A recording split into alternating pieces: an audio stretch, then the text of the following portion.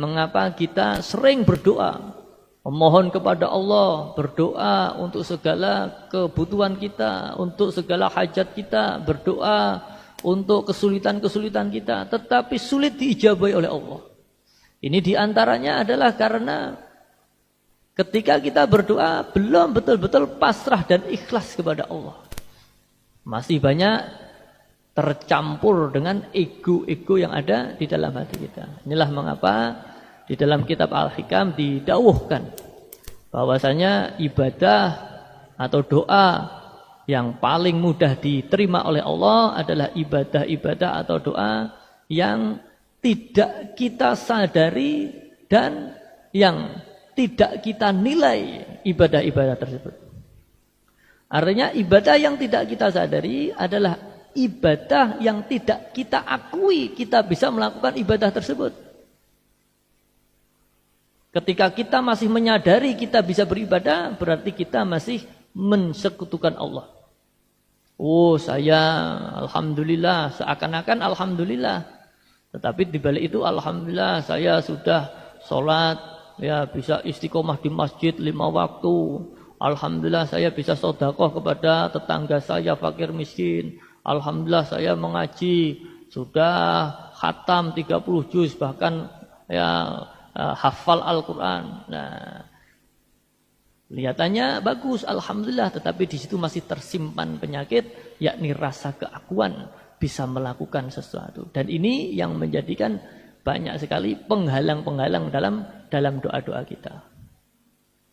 Dan juga kalaupun toh terpaksa kita tidak bisa menghilangkan keakuan kita terhadap ibadah-ibadah kita, namun paling tidak kita jangan membesar-besarkan ibadah kita. Ketika kita terlalu membesar-besarkan ibadah kita, seakan-akan ibadah kita menjadi kunci dari ijabahnya Allah. Di situ justru ibadah kita tertolak para hadirin.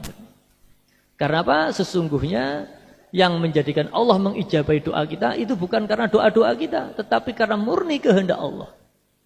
Betapapun kita bermujadah sebagai pengamal wahidiyah, kita membaca sekian peningkatan, sekian ribu dan lain sebagainya.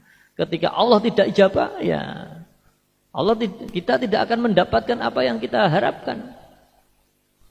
Karena doa-doa mujadah kita itu bukan seperti tiket atau uang yang seakan-akan bisa kita tukarkan.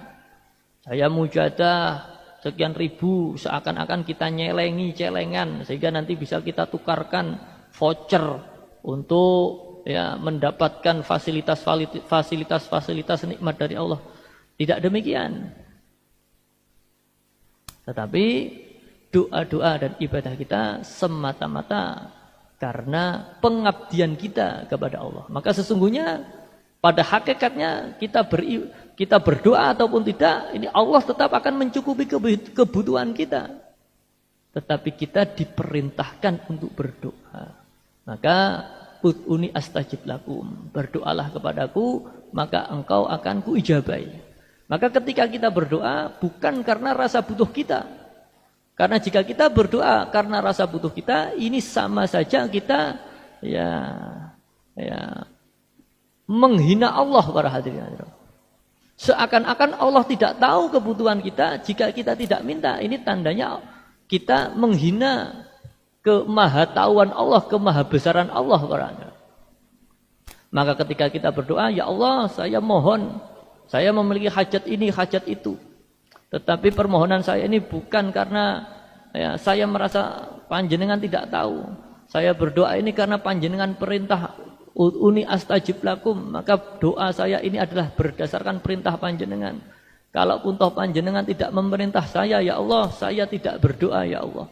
Karena saya yakin tanpa saya meminta pun panjenengan pasti akan memenuhi kebutuhan saya. Ini terap-terapannya demikian. Maka inilah mengapa banyak doa-doa kita sulit diijabahi oleh Allah. Karena adab kita di dalam berdoa ini masih jauh dari sempurna.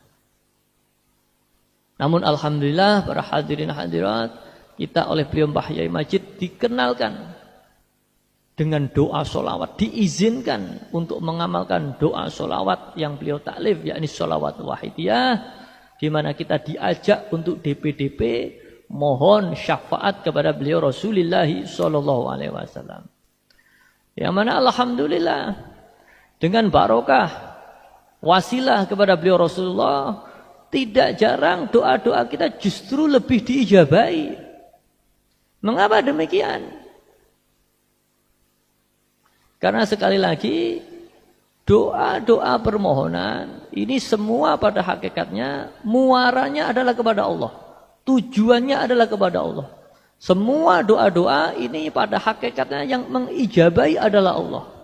Namun sekali lagi karena kenggelonjoman kita, karena ketidaksempurnaan akhlak kita, ketidaksempurnaan adab kita, maka doa-doa kita sulit untuk sampai, bahkan ditolak oleh Allah Subhanahu wa taala. Karena permohonan kepada Allah, seseorang yang ingin menghadap kepada Allah ini disyaratkan harus dalam keadaan yang baik, dalam keadaan yang bersih. Sebagaimana seorang yang ingin menghadap, ya katakanlah presiden, maka dia harus berpakaian rapi, bersih.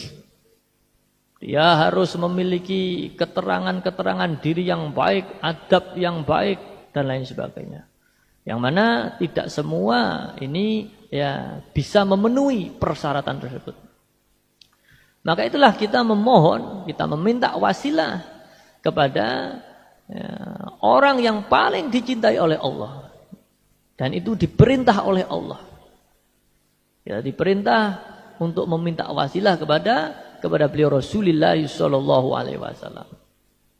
Nah, di mana beliau Kanjeng Nabi ini sangat cinta, sangat perhatian, sangat sayang kepada umatnya apapun keadaannya.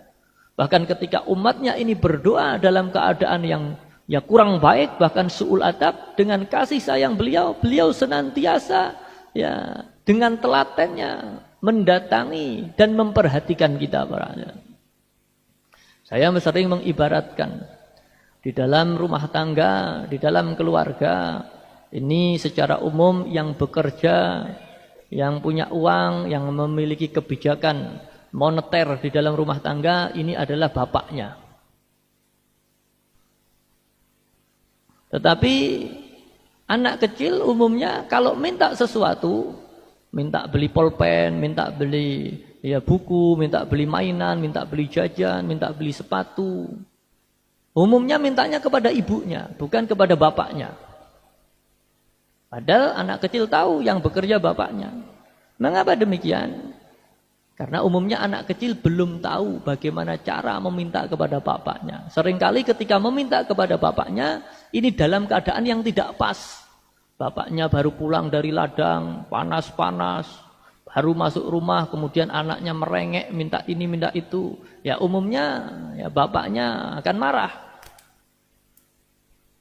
Tetapi kalau sang anak meminta kepada ibunya, sang ibu tahu bagaimana cara meminta kepada sang ayah. Ketika pulang bekerja, ya dipersilahkan istirahat, mandi, bahkan dibikinkan minuman atau makanan terlebih dahulu.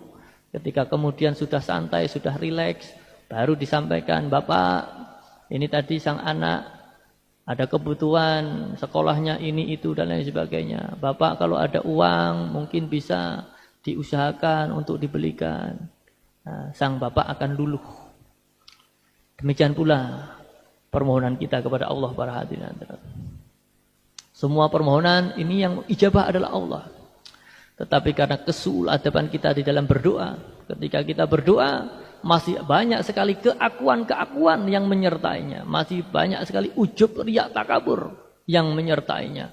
Bahkan seakan-akan kita bisa memaksa Allah dengan doa-doa yang kita miliki, dengan amalan-amalan yang kita laksanakan. Saya sudah mujahadah sekian ribu, ya, maka Allah pasti akan mengijabahi. Nah, ini justru kesuul adaban yang menjadi hijab dari doa-doa kita. Mohon sekali lagi, alhamdulillah kita dikenalkan dengan sholawat wahidiyah, sehingga kita bersolawat, kita mohon kepada Rasulullah untuk mendapatkan syafaat beliau para hadirin.